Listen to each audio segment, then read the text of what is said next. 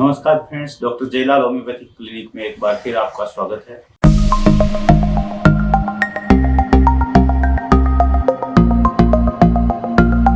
Friends, आजकल migraine की समस्या बहुत कॉमन प्रॉब्लम बनती जा रही है। इसमें मुख्यतः सिरदर्द के अलावा उल्टियाँ आना, उल्टियों के बाद में सिरदर्द में काफ़ी आराम मिलना, इसके साथ में धुंधलापन नजर आना, ये सब कुछ माइग्रेन के कॉमन सिम्टम्स है। और माइग्रेन के क्या क्या कारण हैं, क्यों, किस कारणों की वजह से माइग्रेन ज़्यादा होता है, इन सब के बारे में आज हम बात करें। तो friends, doctor Jaylal homeopathic clinic में आप सबका स्वागत है।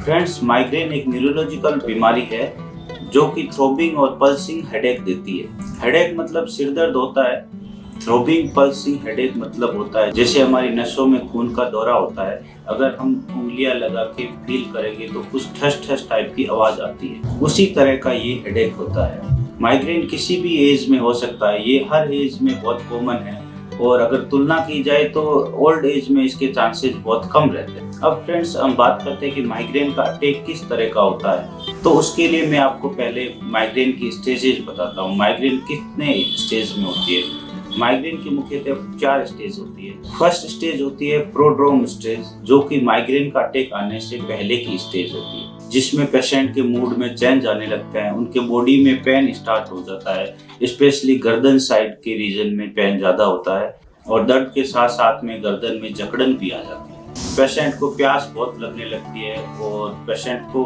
कब्ज की शिकायत भी होने लगती है। इसके साथ साथ पेशाब ज़्यादा आने लगते हैं। ये सारे लक्षण प्रोड्रोम स्टेज में होते हैं। मेनली ये स्टेज 1 से 2 दिन तक रहती है। उसके बाद जो सेकंड स्टेज आती है वो है ओरा। ओरा बहुत ही शॉर्ट टाइम के लिए होता है, ये मुख्यतः 20 से 60 मिनट तक रहता है। इस स्टेज में पेशेंट की विजन में प्रॉब्लम आने लगती है, मतलब आंखों से धुंधलापन दिखने लगता है। उसके हाथ पैरों में कमजोरी आने लगती है, हाथ पैरों में जैसे सुई की चुभन होती है उस तरह के महसूस होने लगती है। इस तरह के सिम्टम्स ओरा स्टेज में होते हैं। अब इसके बाद जो स्टेज आती है उसको हम हेडेक बोलते हैं। उसके अंदर आपको बहुत प्रकार के सिम्टम्स फील होंगे, जैसे सिर के किसी एक हिस्से में आपको दर्द महसूस हो सकता है, या फिर सिर के दोनों साइड में भी दर्द हो सकता है, या पूरे सिर में भी दर्द हो सकता है। इसमें दर्द सिर के पीछे के हिस्से से लेके आगे तक आ सकता है। इसके अलावा पल्सिंग और थ्रोबिंग हेडेक भी हो सकता है, या फिर हैमरिंग हेडेक भी हो सकता है। हैमरिंग हेडेक मतलब जैसे हथौड़े से किसी चीज पर मारते हैं उस तरह का दर्द हमारे सिर में महसूस होने लगता है। इसके अलावा एक और हेडेक होता है जिसमें पेशेंट को लाइट बिल्कुल बर्दाश्त नहीं होती है, किसी भी तरह की साउंड भी बर्दाश्त नहीं कर सकता है, या फिर कोई तेज स्मेल हो उसको बर्दाश्त नहीं कर पाता है। पेशेंट बहुत ज्यादा सेंसिटिव हो जाता है, sensitive towards light, noise, smell. इसके अलावा एक और सिम्टम्स होता है हेडेक के साथ साथ नोशिया या वोमिटिंग होना। नोशिया मतलब जी मिचलाना होता है या फिर उल्टी जैसा महसूस होना। तो हेडेक के साथ साथ नोशिया हो सकता है या फिर वोमिटिंग भी हो सकती है। ये बहुत कॉमन सिम्टम्स होता है माइग्रेन के अंदर में। इस चार्ट में आप बहुत अच्छे से सारे लक्षण देख पा रहे होंगे। तो ये माइग्रेन के 4 स्टेजेस होते हैं। फ्रेंड्स, अब हम बात करते हैं किस किस कारणों से माइग्रेन होता है या फिर इसके क्या क्या मुख्य कारण हैं। तो फ्रेंड्स, इसके मुख्य कारणों में से एक है जेनेटिक्स यानी आनुवांशिकता। 80% केसेज के अंदर में माइग्रेन जेनेटिक देखने को मिलता है। जैसे किसी के पेरेंट्स को या ग्रैंड पेरेंट्स को माइग्रेन की शिकायत है तो जेनेटिकली आप में भी ट्रांसफर हो सकता है। इसके अलावा अगर हम जेंडर की बात करें तो ये महिलाओं में ज़्यादा होता है। मोस्टली ये 15 से 55 साल की महिलाओं के अंदर में ज़्यादा मिलता है। हार्मोन्स की अधिकता भी महिलाओं में माइग्रेन होने का मुख्य कारण है। इसके अलावा स्ट्रेस भी इसका मुख्य कारण है। बहुत लंबे टाइम तक तनाव में रहने के कारण भी माइग्रेन हो सकता है। इसके साथ साथ स्मोकिंग करने से भी माइग्रेन के चांसेस ज़्यादा बढ़ जाते हैं। तो फ्रेंड्स, ये सारी जानकारी थी माइग्रेन के बारे में। अगर आपको इससे रिलेटेड और भी जानकारी चाहिए तो आप मुझे ईमेल के जरिए या फिर मुझे व्हाट्सएप के जरिए संपर्क कर सकते हैं। मैं आपको हेल्प करने में पूरी कोशिश करूंगा। अब फ्रेंड्स, आगे बढ़ते हैं और जानते हैं कि होम्योपैथी में माइग्रेन के क्या क्या ट्रीटमेंट है।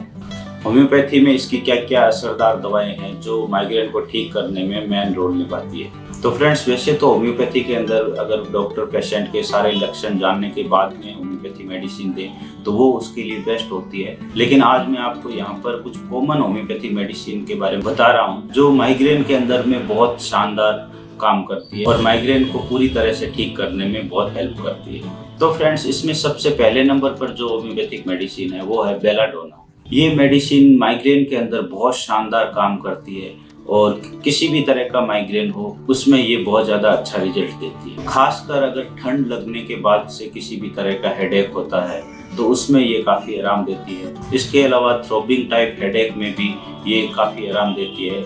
ये मेनली राइट साइडेड हेडेक में बहुत अच्छा काम करती है। बेलाडोना 30 की आप 2-2 बूंद दिन में 3 बार करके इसको कंटिन्यू कर सकते हैं। कुछ टाइम लेने के बाद में ये आपको माइग्रेन को परमानेंट ख़त्म करने में बहुत अच्छा हेल्प करती है। इसके अलावा सेकंड नंबर पर अगर हम होम्योपैथिक मेडिसिन की बात करें तो वो है ग्लोनाइन। ये मेडिसिन भी बेलाडोना की तरह माइग्रेन के लिए बहुत शानदार मेडिसिन है और सब तरह के माइग्रेन्स में भी ये बहुत अच्छा काम करती है। स्पेशली जिनको माइग्रेन के साथ साथ हाई ब्लड प्रेशर भी रहता है उसमें ये बहुत अच्छा काम करती है। और अगर किसी को सनलाइट में जाने से हेडेक हो रहा है तो उसके अंदर भी ये शानदार काम करती है।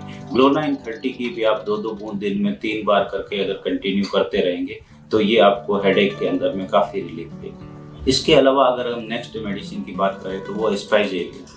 ये मेडिसिन मुख्यतः लेफ्ट साइडेड हेडेक की मेडिसिन है। इसमें भी थ्रोबिंग टाइप हेडेक रहता है और दर्द सिर के पीछे के हिस्से से चलते हुए आगे की तरफ में लेफ्ट साइड की आंख तक आता है। तो इस तरह के माइग्रेन के अंदर में ये मेडिसिन बहुत अच्छी काम करती है। इस मेडिसिन की भी 30 पोटेंसी को आप दिन में 2-2 बूंद करके 3 बार ले सकते हैं। तो ये आपको इस तरह के प्रॉब्लम के अंदर में बहुत अच्छा काम करेगा। इसके अलावा अगर हम नेक्स्ट मेडिसिन की बात करें तो वो है सैंगुइनिया। ये स्पेशली राइट साइडेड हेडेक में काम करती है और इसमें दर्द सिर के पीछे से होते हुए राइट आई तक आता है। तो इस तरह की प्रॉब्लम के अंदर में ये मेडिसिन बहुत अच्छा काम करती है। थ्रोबिंग टाइप हेडेक में भी ये काम करती है। जिसका हेडेक सनराइज से लेके सनसेट तक होता रहता है और दोपहर के अंदर बहुत तेज होता है उसमें भी ये मेडिसिन बहुत अच्छा काम करती है। और स्पेशली ये उन वुमेन्स के अंदर में भी बहुत अच्छा काम करती है जिनके मेनोपॉज के टाइम में हेडेक रहता है। उस तरह की कंडीशन में ये बहुत अच्छा काम करती है। इसकी भी 30 पोटेंसी में आप 2-2 बूंद करके दिन में 3 बार रेगुलर ले सकते हैं। इसके अलावा अगर नेक्स्ट मेडिसिन की हम बात करें तो वो है आयरिस वर्म। फ्रेंड्स ये उस तरह के हेडेक में बहुत अच्छा काम करती है जिसमें हेडेक के साथ साथ वॉमिटिंग हो रही हो या इंडाइजेशन की प्रॉब्लम हो, गैस्ट्रिक प्रॉब्लम हो रही हो। तो उस तरह की प्रॉब्लम के साथ अगर माइग्रेन है तो उसमें ये मेडिसिन आपकी बहुत अच्छा काम करती है। आयरिस वर्म 30 की भी आप 2-2 बूंद करके दिन में 3 बार करके कंटिन्यू कर सकते हैं। वोमिटिंग, नोसिया या इंडाइजेशन, गैस्ट्रिक के साथ में हेडेक होता है तो उस तरह की प्रॉब्लम में ये आपको बहुत रिलीफ देगी। इसके बाद जो मेडिसिन आती है फ्रेंड्स वो है नक्स वोमिका।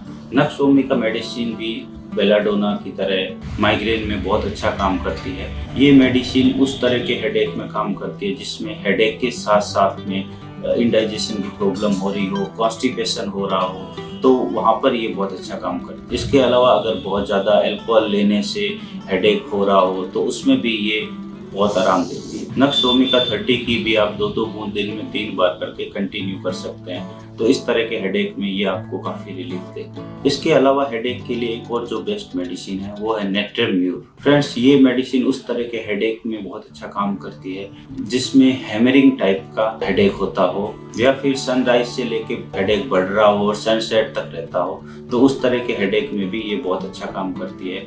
और खासकर ये यंग एनीमिक गर्ल्स होती है जिन गर्ल्स का पीरियड्स स्टार्ट होने के बाद से ही हेडेक रहने लगता है और उनके खून की कमी होती है। तो उस तरह की गर्ल्स को भी ये मेडिसिन हेडेक से बहुत अच्छा रिलीफ देती है। इसके अलावा एक जो लास्ट मेडिसिन है उसके बारे में बात करेंगे वो है कालीफॉस। फ्रेंड्स ये मेडिसिन उस तरह की सिचुएशन में बहुत अच्छा काम करती है जहाँ पर बहुत लॉन्ग टाइम से स्ट्रेस हो रहा हो, स्ट्रेस के कारण माइग्रेन स्टार्ट हो गया हो, नींद नहीं आ रही हो, बहुत ज़्यादा तनाव हो।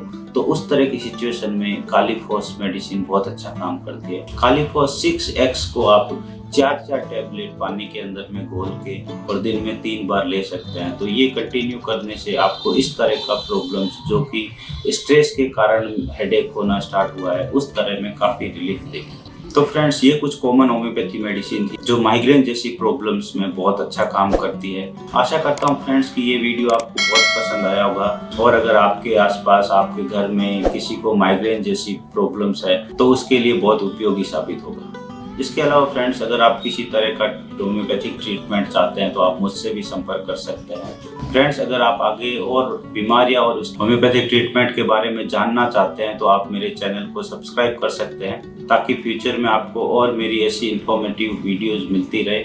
तो फ्रेंड्स, आज के लिए बस इतना ही। मिलता है एक और नए वीडियो में एक नई बीमारी और उसके होम्योपैथिक ट्रीटमेंट के बारे में। तब तक के लिए धन्यवाद।